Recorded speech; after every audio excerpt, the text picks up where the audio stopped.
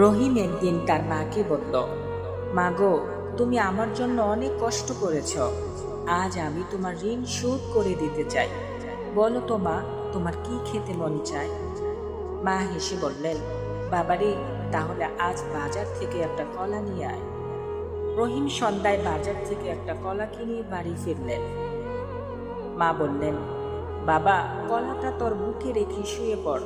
আমি যখন চাইব তখন দিবি আমাকে।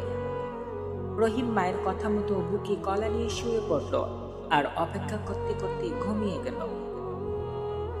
সকালে মা এসে বললেন, বাবা, এখন আমাকে কলাটা দে। রহিম লজ্জা পেয়ে, মা, ঘুমের ঘোরে কলাটা পিঠের নিচে চলে গিয়েছিল, চাপে পড়ে চ্যাপ্টা হয়ে গেছে। তুমি একটু অপেক্ষা করো মা, আমি এখনই 1 ডজন কলা এনে দিচ্ছি।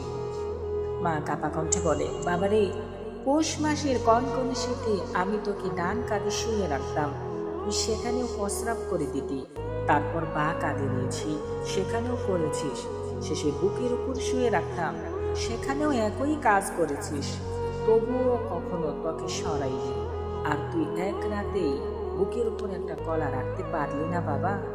তুই কিভাবে বলিস মায়ের ঋণ শোধ করে দিবি? বন্ধুরা, মায়ের ভালোবাসা কখনো হিসাব করা যায় না। সেই ভালোবাসার কোনো মূল্য হয় না, কোনো তুলনা হয় না। মা শুধু দিতে জানেন, নিতে জানেন না।